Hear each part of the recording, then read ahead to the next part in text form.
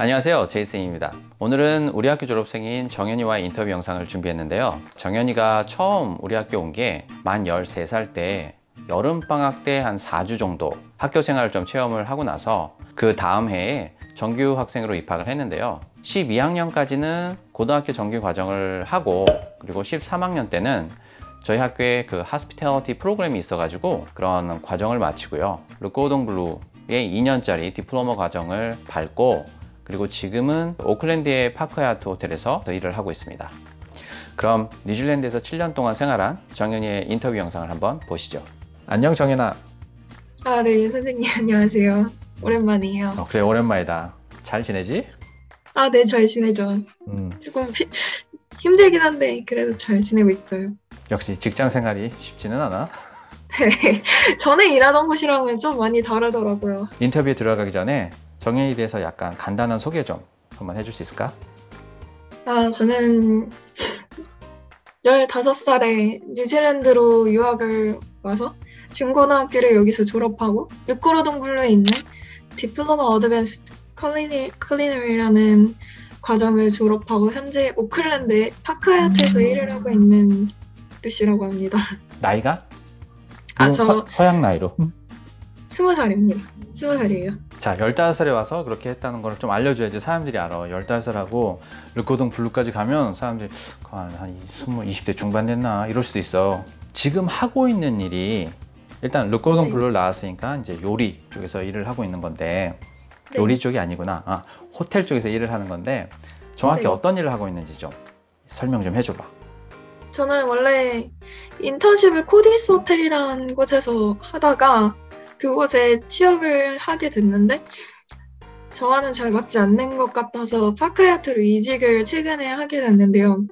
지금은 코미 셰프라는 엔트리 레벨의 직급으로 일을 하고 있습니다.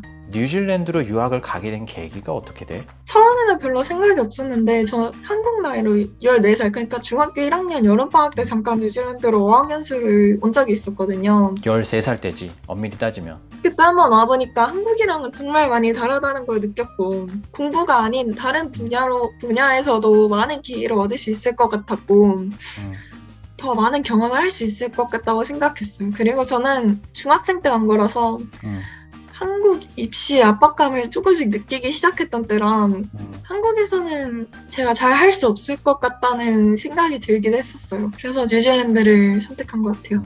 중학교 1학년 때, 엄밀히 따지면 그때 어학연수는 아니었어. 그때. 그래요? 그게 우리 학교로 한 달간 체험, 어떻게 말하면 experience 프로그램 아니냐, 체험할 수 있는 그런 프로그램. 그쵸. 뭐 거기서 어학을 한 게 아니잖아.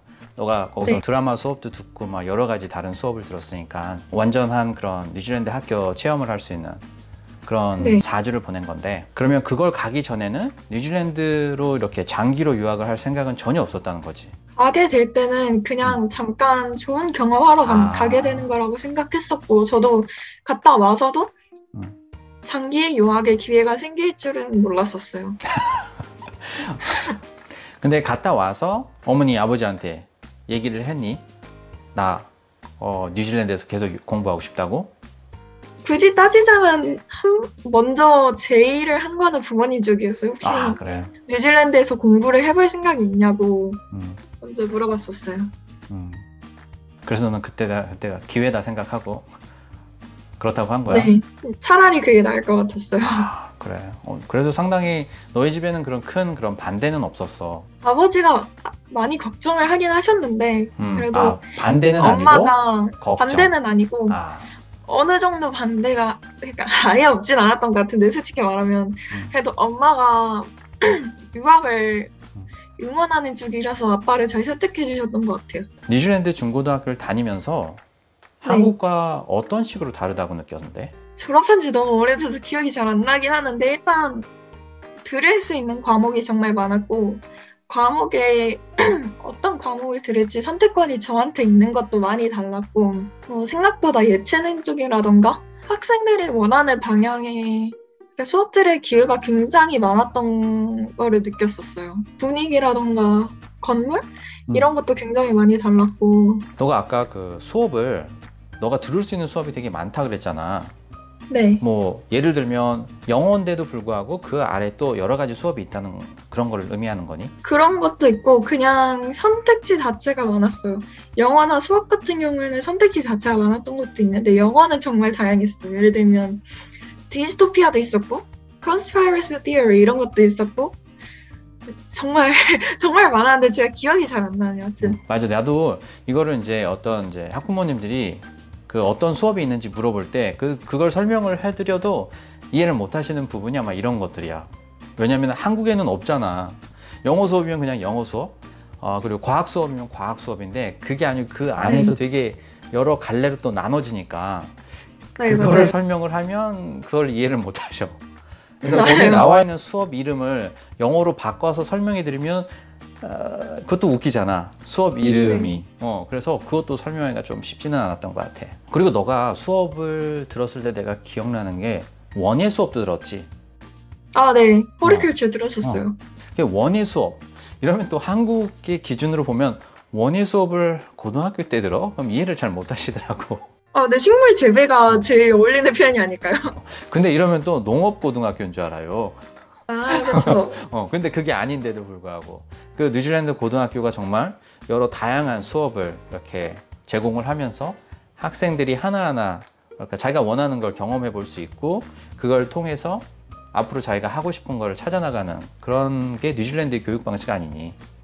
네, 그래. 맞은 것 같아요. 맞는 것 같아요. 중고등학교 다녔을 때 그런 경험했던 홈스테이 집, 홈스테이 가족들, 홈스테이 환경들 그거에 대해서 조금 설명을 좀 해줄 수 있을까? 네, 홈스테이마다 굉장히 많이 달라가지고 뭐 딱히 이렇다고 콕 집어 말하기에는 조금 무리가 있긴 한데 일단 일반 가정집, 그러니까 한 40대 정도의 부모가 있고 제 또래의 아이들이 있는 가정은 대부분 굉장히 활발했던 것 같아요. 아이들과 많은 시간을 보내려고 하는 게 느껴지고 일단 부모님들도 대체적으로 일찍 퇴근을 하는 편이시더라고요. 아이들하고 좀 더 시간을 많이 보낼 수 있었던 것도 같고 제가 가장 처음에 홈스테이 했던 집은 그 두 분이 직접 별채 같은 거를 집 마당에 지으려고 하셨거든요. 그게 지금은 다 완성된 걸로 아는데 그거를 직접 주말마다 하시거나 아니면 일찍 퇴근하신 여름 해가 길 때는 직접 수리하고 페인트 칠하시고 또는 정원 가꾸고 이렇게 하시더라고요.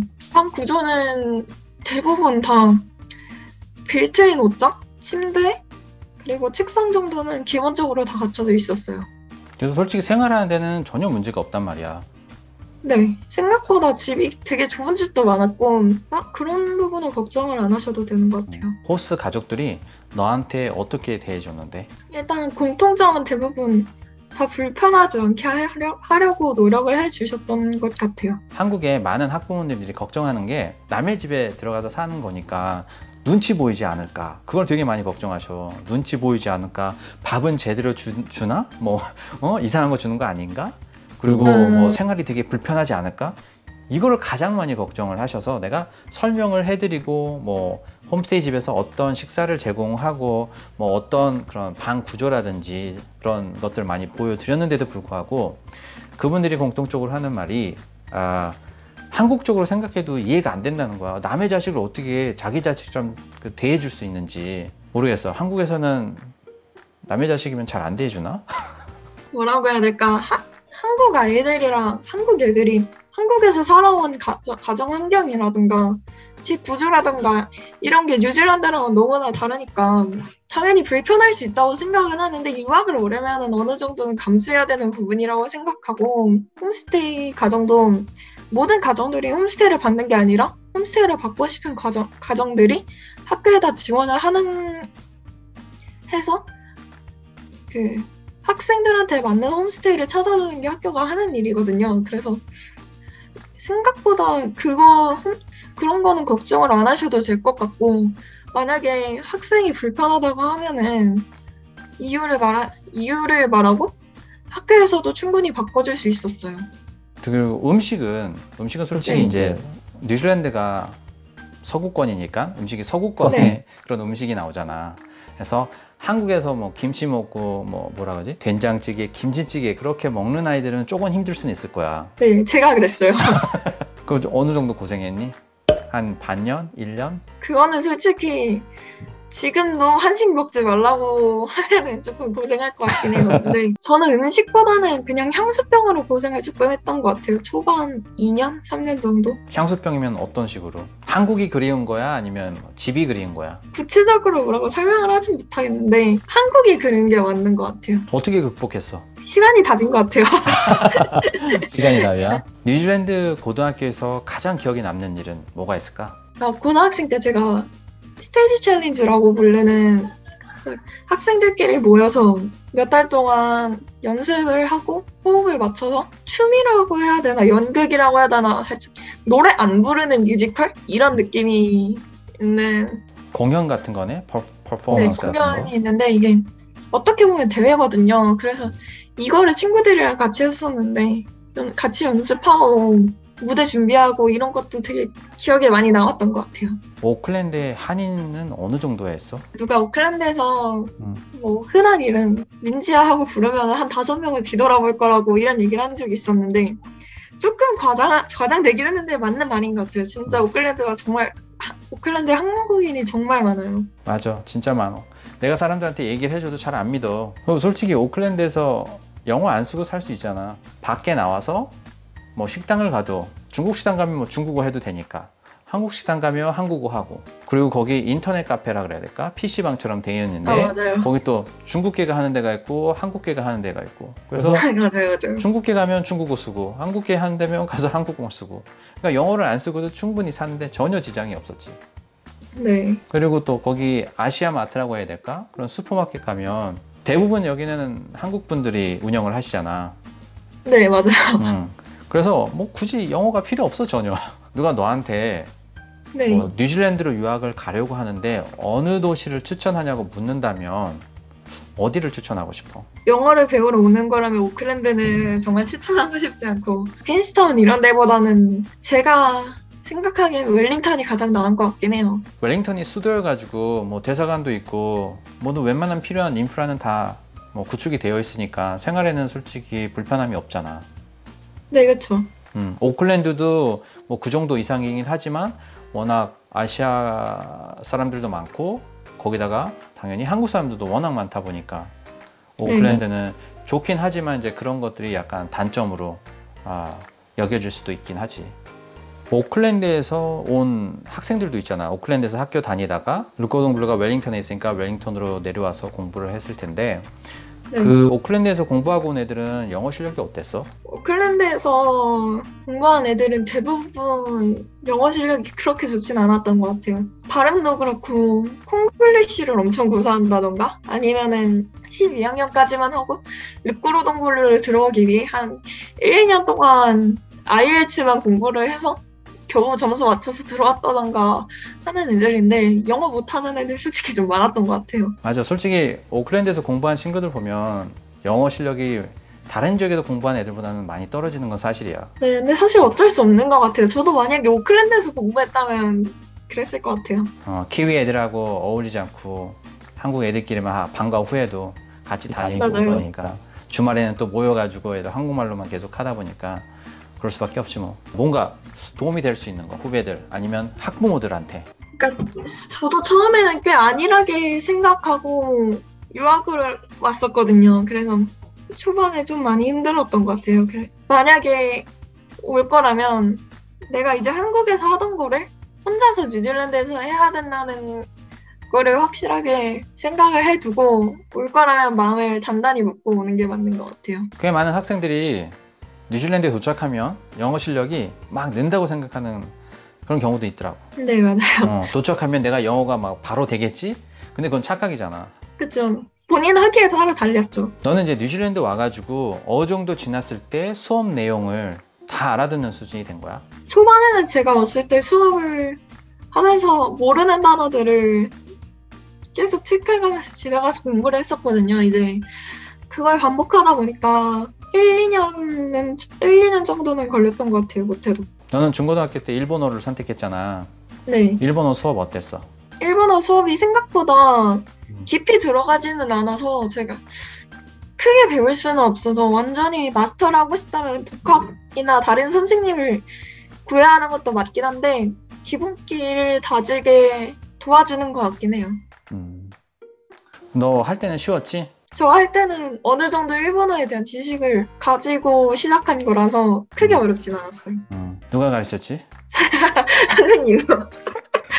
그렇지. 내가 가르쳤지. 뉴질랜드 오기 전에 이렇게 몇 개월 정도 이렇게 좀 집중해서 하면 한국 학생이 일본어를 할 경우에는 솔직히 그렇게 힘들지는 않아. 네, 그 정도는 나쁘지 않은 것 같긴 해요. 그리고 정혜는 오늘 정말 여러 가지 얘기를 해줘서 고마웠고 이 영상을 보는 분들한테 많은 좀 도움이 되지 않을까 생각된다. 그럼 우리는 또 저도 제 얘기할 수 있어서 좋았던 것 같아요. 그럼 우리는 다음에 또 통화를 하든지 하자꾸나. 오케이? 네, 네, 다음에 봬요. 안녕. 그럼 뭐 일본 애들하고는 연락한 애들 많이 있어? 나츠미나 사키? 나츠미랑 사키?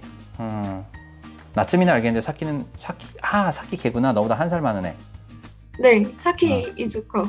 걔가 제가 도쿄 갔을 때 걔네 집에 있었어요. 파크하야트. 일단 파크하야트 하면 비싼 느낌이거든. 그죠?